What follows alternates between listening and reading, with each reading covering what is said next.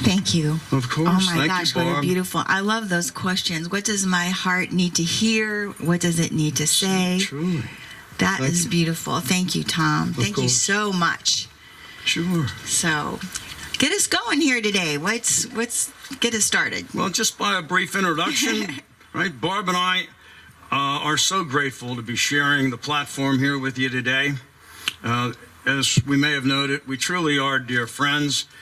We met here at Unity of Garden Park, and we've had many meaningful conversations regarding how Unity teachings have truly helped us to transform our lives. Right? Earlier this week, on Wednesday, we met to discuss a list of talk topics. We each had our list. To be quite honest with you, I was surprised Barb had more talk titles than I did. I wasn't rather pleased with that, but anyway, that's me being difficult on myself. And yet one talk stood out among the long list of possible titles. In this one talk title, we felt that it could actually be helpful, very practical, very useful, and potentially transformational for each and every one of us. And the core message is this: the one message above all that we'd like you to take away from our talk today is this: let go and let love flow. Let me say it, and let's say it together. Let go and let love flow. Let go and let love flow. I'm so grateful, Barb, that came through to you. As I kind of meditated and lived with that talk title through the remainder of the week, I noticed so many insights. And what a wonderful way to live life. So we're going to take a little bit of a look at what does it mean to let go and let love flow, why it's important, how do we do it on a regular basis. So I'll mention a few things about what I believe, what does it mean to let go. I believe that to let go, it means to simply to release, to relinquish my hold on someone or something where I feel as if I have an attachment and I can choose to let it go. It does not mean to get rid of. To let go, to me, means let it be. Just let it be. And one of the famous authors, Jack Kornfield, had a quote that said, "When we let it be with compassion, things come and go on their own." Anyway, I know that letting go at times, for me, can be very difficult. Matter of fact, I think everything that I have ever let go of has claw marks on it.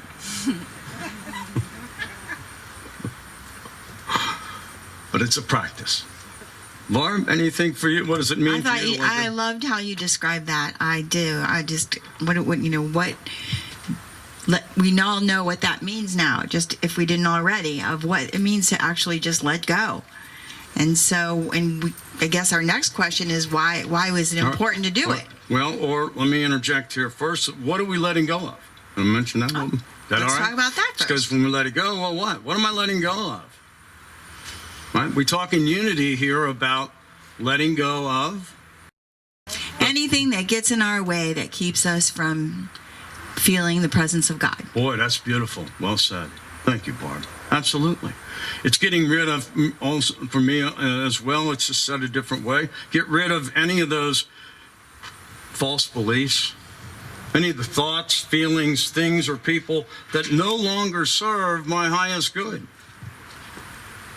And see, I believe that the true nature in our lives is to get it right. Not as in right and wrong, but to get it right in consciousness. Get it right with God. And anything that is standing between us and our spiritual unity with God must go. And that's precisely what Barb brought to highlight. Thank you.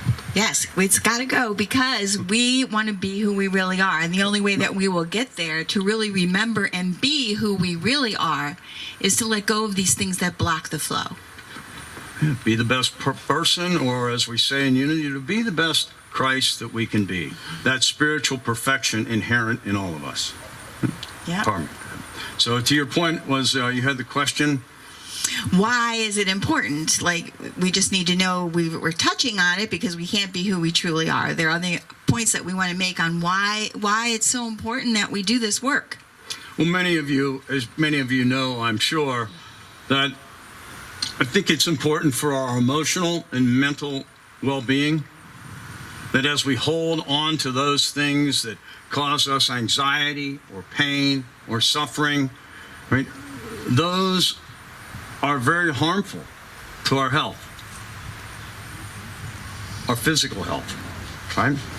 So find it very difficult to reach my full range of potential when I'm carrying around a full bag of baggage. Have you ever noticed that in your life? There's too much on your plate. There's too much on my plate. Maybe I've got some things I can let go of to allow for a space to open up. And there's another author, Joseph Campbell, who wrote, "We must let go of the life that we have planned so as to accept the one that is waiting for us." I love that. Isn't that beautiful? I know I had a plan for my life. Well, guess what? God's a funny person, or not really a person, but God expresses some humor, right? That was my plan. There was another plan.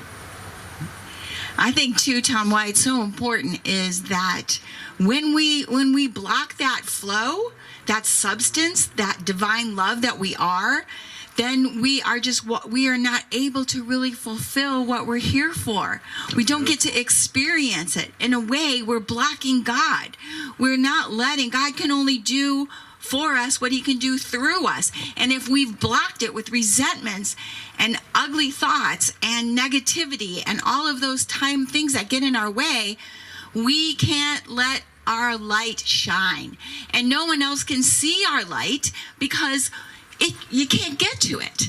It's there, but you can't get to it. So there's the reason I want to let go of anything and everything that's in my way, because I want to walk in that light. I want to be that love. I want to live on this planet the way that I was meant to be and bring forth what I came here to do. Boy, beautiful. Well said, Barb. You want to do that, and you are that. I am that. I almost feel as if I may be at times putting a bushel basket over a light, right? Knowing, in fact, that we are the light of God, right? And I put a bushel basket over it. You know what else? Can I say one more thing real quick? You can say whatever you want. I have this affiliation for all these old hymns. I don't know what's happening, but I can't stop listening to this one CD over and over and over again. But many of you know the old rugged cross. So you sing about the old rugged cross, and he's talking about it's a symbol of suffering and a symbol of shame. And he's carrying, and he loves the old, and he's going to cling to that old rugged cross. But when he one day will lay it down, he lays his trophies down so that he will be able to exchange it for a crown. I believe that when that song was written, they might have been talking about when we cross over, when we make our transition. But we don't have to wait that long. We can let go of that old rugged cross. We can lay down all of our trophies, because yes, they are trophies. We admire them enough, don't we? We talk about them enough. We worry about them enough. We hold on to them enough. We can lay them all down, and we can exchange it for a crown. That's well said. I love that song. I love that idea, and I love that song. I didn't know that song. Oh, you didn't know that song? No, a lot of things I need to know. I'm reminded of a wise sage in my ministerial school had mentioned to me when I was doing a lot of crucifying myself, if you will, criticizing myself. He said, "Tom, get off of the cross. We need the wood." To what you had said earlier, Barb, I think letting go is truly a powerful way of giving God some room to work it out. Mm-hmm. Suspend or let go, lighten our ego. Right? So how do we do it? How do we let go? This can be difficult. How do we let it go? I could say perhaps as I'm holding a coffee cup or so, or a bottle of water, just let it go. Open up my hands and drop it. Sometimes things might be that easy, and yet other things may not. We may choose to make them very hard. And so when that's the case, Unity teaches that we have 12 divine powers within us. And one of those powers is called the power of elimination. Right? It's the ability to release, remove, denounce, deny, or simply let go. And so then we can activate that power within us so that whatever we have that we are attached to or that we are holding on to, that we can choose to not let it have any power over us, activate that power that resides deep within us, and let it go. You okay, Sandy? All right, good. Anyway, and any thoughts on that from I love that. I think that power of elimination is exactly where we're going to do the work for this work. All right, so we have some few, I trust you will find interesting examples of letting go. There will be a range, I think you'll find, of fascination. The first one I come up with, letting go of my need to have the items in the refrigerator organized by size with the labels facing out to the center. You know what I'm talking?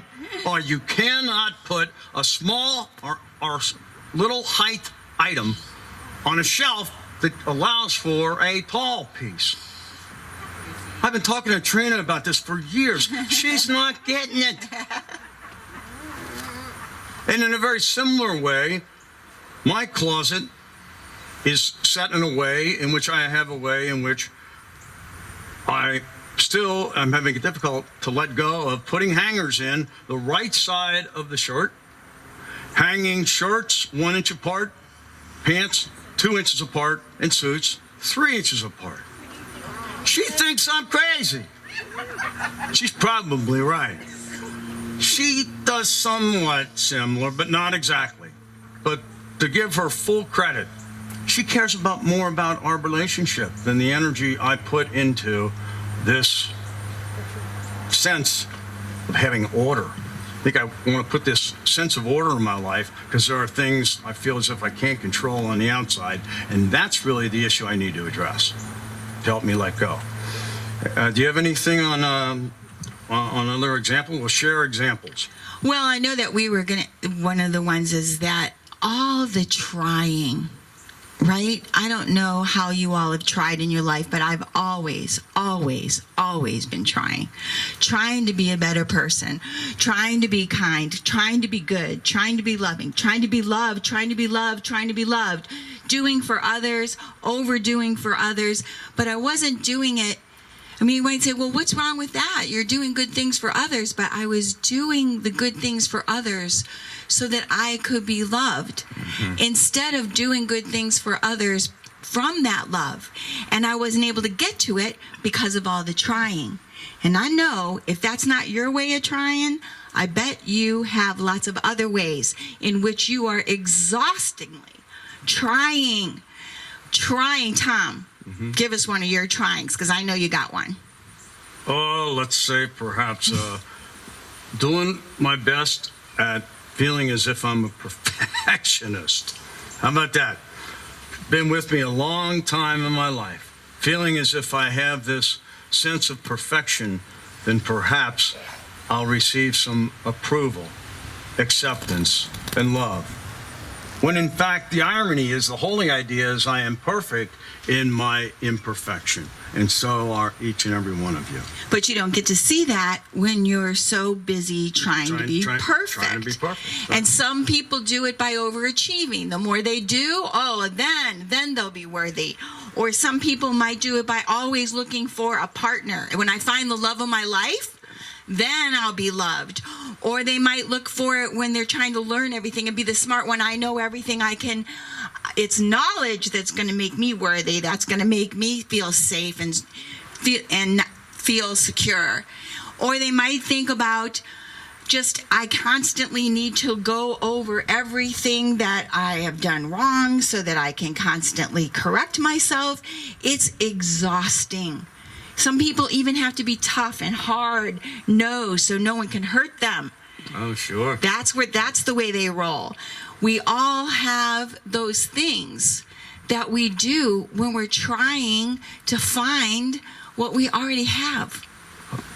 And when we let go of the trying, that's when we're going to be able to see it and experience it. Beautiful. Well said. I also have this idea of letting go of trying to control others or making others do something I want them to do, rather than letting them be free, allowing myself to know that they have their own choice. And to Martha Creek and others who have said, stay in my own lane. I've got plenty of work to do for my own spiritual growth and development. One of my other examples is to let go of the need to be right. Anybody else want to join me on that one every now and then? Oh, I gotta be right. You know, we've heard many times, you want to be right or happy. I'll take right. I'll take right now. It is truly painful. And so these are rather, can be, I think, for me, I look back at them now as being rather easy because I've worked through these mostly. But again, as Barb was saying, many of these other attachments we have or difficulties and, how do we, examples of letting go, they're really grounded in our personality, our ego. Those are our motivation. I don't want to do anything else. I feel the need. I must be perfect. I must, in order to get love and accepted, I must be perceived as someone who's helpful, someone who does a lot, someone who's accomplished a lot. So in any event, here's another one that comes to mind. Another example of letting go is letting go of wishing for a different past. That often for me shows up as regret. Wishing that I could have done something different, which truly is rooted in regret. Initially, it was about, I wanted a different past because of the life that I was living, the area of town I was living, whatever it might be. But now, there is still, I've let go of that, and yet there still now remains a part of me that looks back and whatever it might be, even times when I'm given the honor and privilege of giving a talk. Shortly thereafter, I may look and say, I wish I would have said that differently. I wish I would have said more. Or most of the time, it's, I wish I would have said less. Which I know that's what you're thinking. Anyway. Which brings us to judgment, right? Judgment is something that I feel in my life, it's an ongoing thing. Judging myself, judging others. And I really had a hard time with judging myself. The negative self-talk was just, it had to go. There was no way that I could experience who I really was when I was constantly telling myself who I really am not. Mm-hmm. It was a miserable, hard place to be. And just, I don't know, somehow perhaps thinking that if we judge ourselves harshly enough, we're going to snap out of it and if, I don't know, pay our penance and then be good. We're not realizing that we already are good. And when we judge ourselves, we will judge other people. Oh yes, you definitely will judge other people. If for no other reason, just so you know you're not, well, as bad as you are, at least you're not that bad. So you will do that to others. And so you can clearly see judgment is not love. It's got to go. It's got to go. Yeah, in earlier days and lower consciousness, I realized that I was judging others to allow myself to feel more powerful. And then I became aware when I'm doing it, become aware of when I'm doing it and pause, as Reverend Kathy says, and then choose a conscious response. So the opportunity for me becomes suspending judgment and initiate self-observation. What's coming up for me and why? That's like comparing. It reminds me too of comparing, judging and comparing in my life. Let me just say, comparing yourself to someone else, it's the devil. It is truly the devil because you are not going to win there. You are either comparing yourself to try to make you feel better than someone else, but more than likely you're comparing yourself and you're constantly not measuring up. And again, you can clearly see how that blocks the flow. It's got to go. And the more we're aware of that and we're willing, which is we're going to be talking about how to move through this, and many of you have been doing this work, so you know exactly what we're talking about. It's got to go. You catch yourself, and we're going to show a way out. But I know we have some other things we might mention. Just a few more, just a couple more, 2 or 3 more. Letting go of the thinking about the past and the future. They rob me of being in this present moment. We know that. We absolutely know that. When we focus on the past, we may feel guilt, shame, or blame. When I find myself preoccupied with the future, then I may be worrying about things that may or may not even occur. Now, this is not to say that your lessons are not to be looked at for lessons learned, that the past can't be looked at for lessons learned, or look to the future for some planning, for setting some goals. It's only when we become preoccupied that we fail to experience today, this present moment. And it is always in this present moment where we experience the presence of God. Another item? Oh, you want to say anything? I was just going to say, I could even see how you could experience that, like you and I could experience that right now. Just knowing that we're talking back and forth and we're just working on this together, I could be busy thinking about what I'm going to say next. Have you ever done that in a group? And then you miss what the person just said and you didn't get to take it in? And it might have been such a gift to you. But because you weren't fully present, you missed it. So, yeah, Grateful. I love that. The present moment's huge. It is huge. It's a practice. So here's another one. To remain, letting go of attachments or expectations or outcomes, which can be especially difficult for me and my family members. There is a saying that pain is inevitable, suffering is optional. And I believe that suffering comes about as a result of having an attachment to a particular and specific outcome. Oh, it's got to be this way. I want it this way.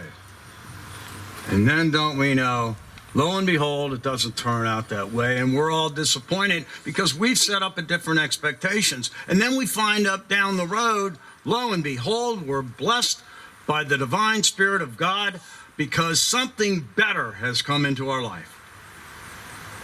So knowing that has been our experiences and experiences in the past, we can apply that in our experiences these days.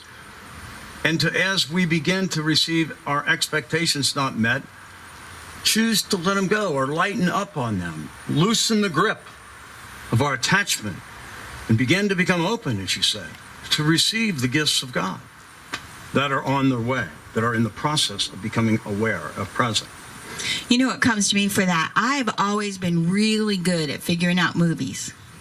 My son will tell you. I'm really good at it.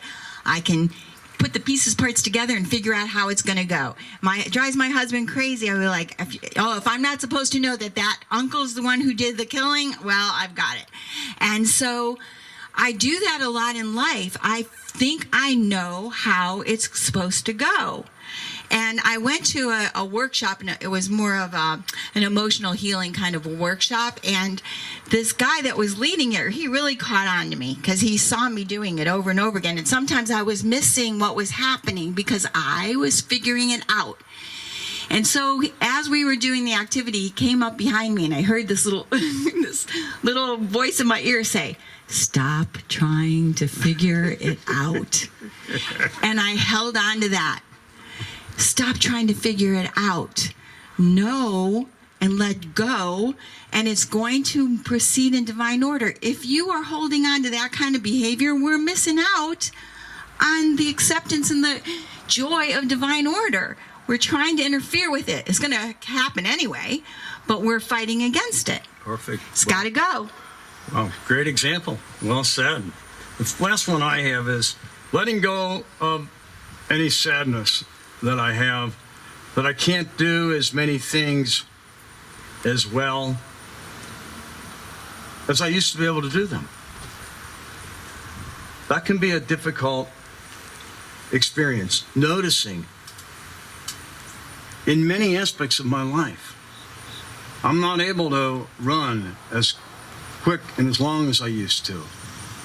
I'm not able to do things for as long as I used to. I had endless energy.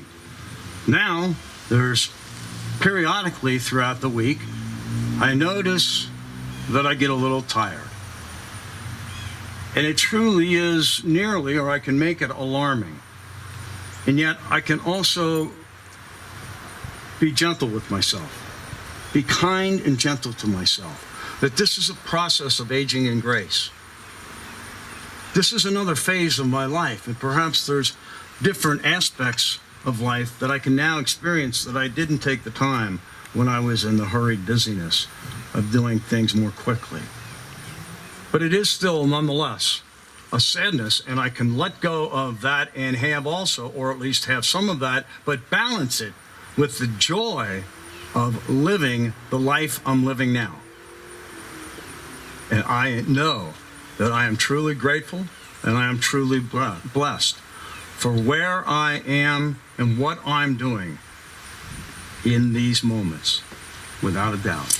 I love that. I also want to acknowledge, before I talk about my last thing I have on my list, which there's plenty more. I know if we all work together, we could have a very, very long list. But we do honor all paths to God and wherever we are in our spiritual journey here. So I want to honor all of you that I know you're doing this work. This is not new to you. You've been working on letting go. Some of you may just be beginning, and welcome, because you'll be so glad that you're on this journey. But many of you have done a lot of that big work. You have really worked at it. So I'm going to give you another one that might be something we are all working on, which is all the little things. All the little frustrations, little judgments, little hissy fits, all of those little things that we do day to day, and we just let them go by. We let ourselves get away with them all the time. And I've been training my dogs. I'm always working with my little dogs. And one of the things that I do, what my husband is teasing me about all the time, is when they're going to do something, instead of saying stop or no, I'll often go, So I'll open the door and they'll be ready to go out, and I'll go, and they'll stop. Or we're walking on the leash and they start to get ahead of me, and I'll go, and then they slow back. That's what I'm starting to do with myself on all of those little things. So when I see myself getting frustrated, I'll catch it, and in that little I'm already starting to let it go. I'm asking us all to step up our game. I'm asking us to say, hey, those little things block the way just as well. They are interfering with the flow, and they've got to go. So be aware of all those little smart aleck comment you gave to your husband or your wife. All those little things we do, we think they have to go. They're in the way. Absolutely. And we can do it. We can do it. I love the call to action. Absolutely. I'll take that in. All right, we'll just highlight just a couple of other topics very briefly. We'll just mention them, and we encourage you to think about them if you wish throughout the week. Why do we choose not to let go? Or why do we choose to make it difficult for us to let go? A couple of quick hitters I have are certainly out of fear. Right? The fear of what we're experiencing is we feel more comfortable with than the fear of the unknown. Right? We also perhaps think these feelings are part of our identity. And who will we be if we let these aspects go, right? And so those are the biggest part. And Thich Nhat Hanh says that people have a hard time letting go of their suffering. Out of a fear of the unknown, they prefer suffering that is familiar. Boys. And also finally, I know that at times I'm resistant to change. So just simply being aware of these give us the opportunity to choose differently.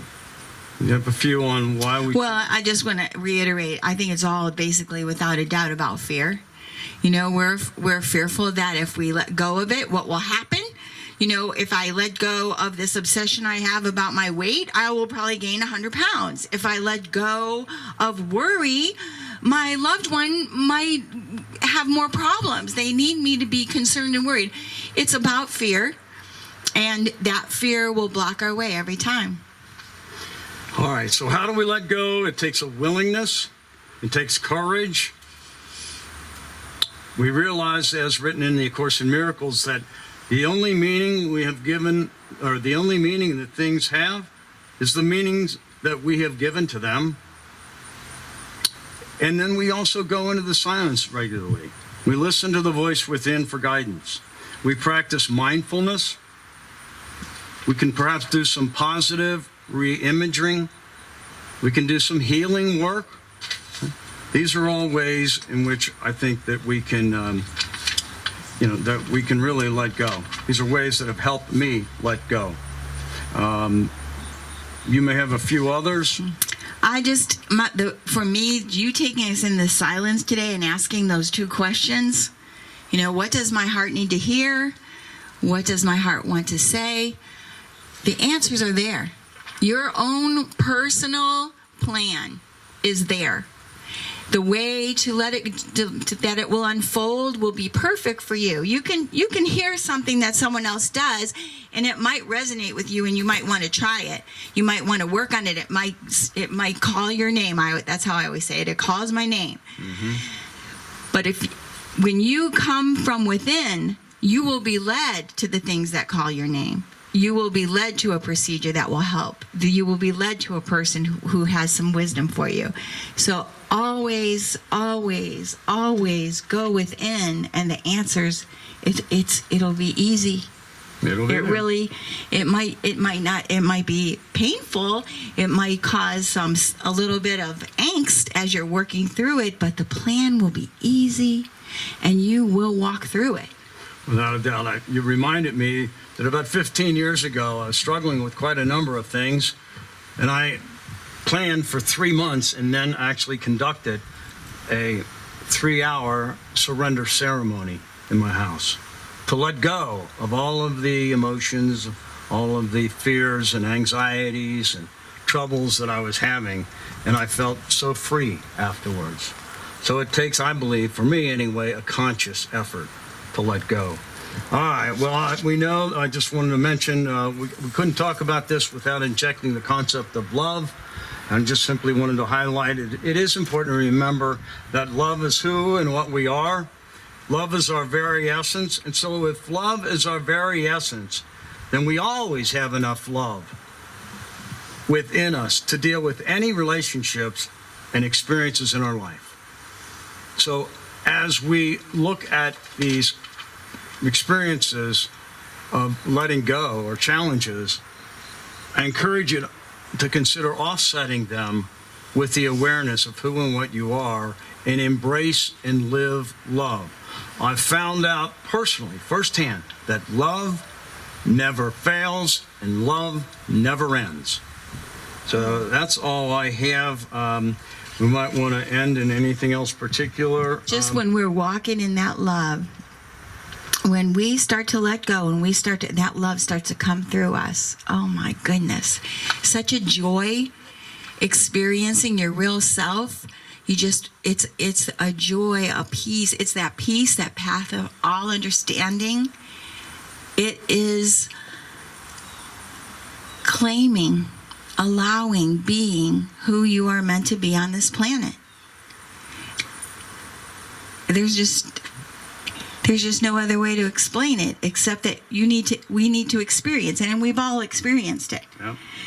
But to walk in it on a daily basis, allow it, let love flow by allowing it, practice non-resistance, be willing to change and surrender. The final statement I have is this: there is a seeming flow in life, and we can never really be separated because we are the flow. Each and every one of us are the flow. We are the flow of love and life.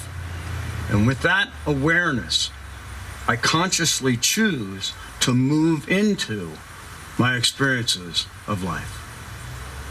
Barb, anything else? I just want to add that it's like cleaning our house. We're cleaning our house so that the sun can shine on through. Instead of shining in, it's shining out.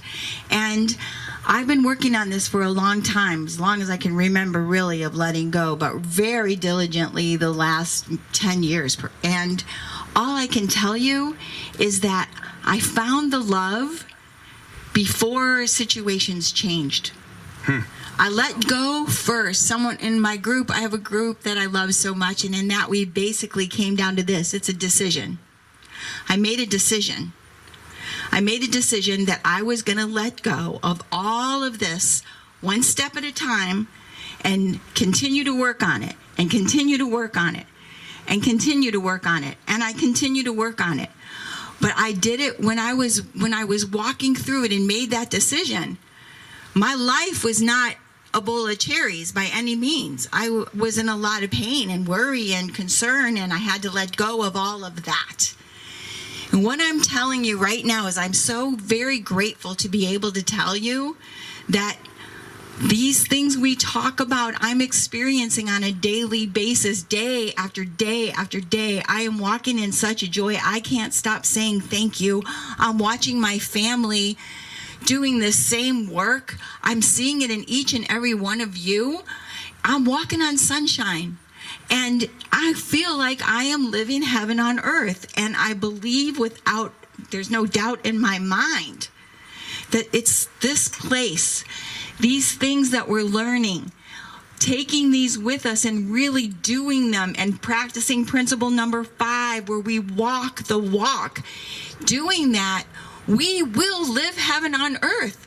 And we've all experienced it, but I know we can walk it day after day after day, and nothing can take us down because we've got the tools to turn anything around, to walk through anything. I am so grateful, and I'm so grateful for this community. Absolutely. Oh my goodness. It's through the support and love of each and every one of us in this community. Let's end, if we can, with our weekly affirmation. I'll say it once, Barb can say it with me, and then we invite you to say it together with us. So first, Barb and I will say, I open my heart and remember that I am the flow of love. Everybody, I open my heart and remember I am the flow of love. Boy, doesn't that feel wonderful? And so as you go through your week, and as you go through this day, as you go out this driveway, what did you hear? You hear, no. I open my heart right now and remember that I am the flow of love. And that little frustration, that little judgment, that little ugly behavior, that little negative thought is not who I am. I let it go.